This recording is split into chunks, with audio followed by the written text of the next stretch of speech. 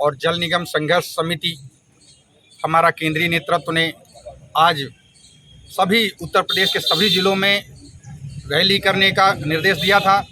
आम जनमानस को आप लोगों के माध्यम से, माननीय मीडिया के माध्यम से ये हमारी समस्या प्रसारित करने के लिए कि हमें 5 महीने से वेतन नहीं दिया गया है।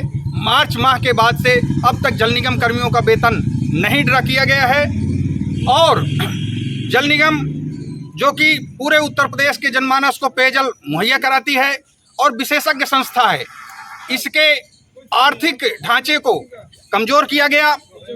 जो कार्य हमारे कराने के लिए थे पेयजल का, हम विशेषज्ञ संस्था हैं, उसको बाहर की कंपनियों से करा करके और यहाँ के इतने विशाल जनसंख्या वाले प्रदेश को एक प्रैक्टिकल के लिए साधन बना दिया गया है और उस पैसे का बंदरबाट किया जाने का पूरा माहौल बनाया जा रहा है।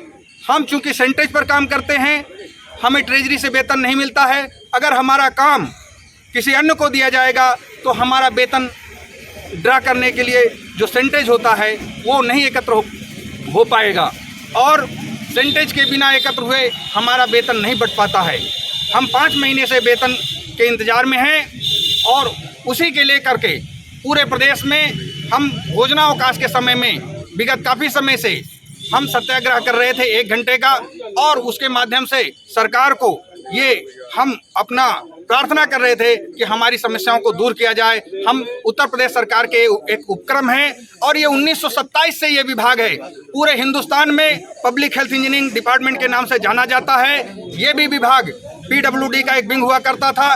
1927 में ये पब्लिक हेल्थ इंजीनियरिंग डिपार्टमेंट के नाम से जाना जाता था, जिसको बाद में इन्होंने स्वायत्त शासी अभियंत्रण विभाग बनाया था और सन 1975 में इसको निगम बना दिया गया और जब से इसको निगम बनाया गया तब से यहाँ पर आर्थिक रूप से हमारा केवल उपयोग किया जा रहा है, हमसे काम कराया जाता है, लेकिन जो सेंटेज इकट्ठा होता है वो सेंटेज भी सरकार अपने पास रख करके उसका अन्य कार्यों में उपयोग करती है, लेकिन हमें वेतन से और पेंशन से वंचित रखती है।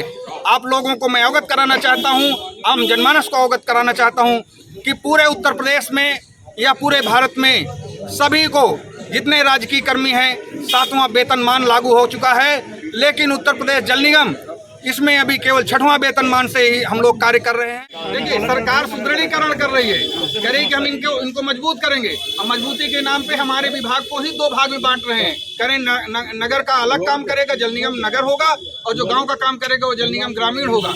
आप अगर किसी के यहाँ जाएं और कहें कि भाई मैं बहुत आर्थिक तंगी में जूझ रहा हूँ और आपका कोई बहुत सक्षम व्यक्ति आप जिससे अपने न्याय या आप मांग कर रहे हो, वो कह दे कि घर में हम आपके दीवार खींच दे रहे हैं, 2 भाई इधर रहो 2 भाई इधर रहो, तो क्या उससे सुदृढ़ीकरण हो जाएगा?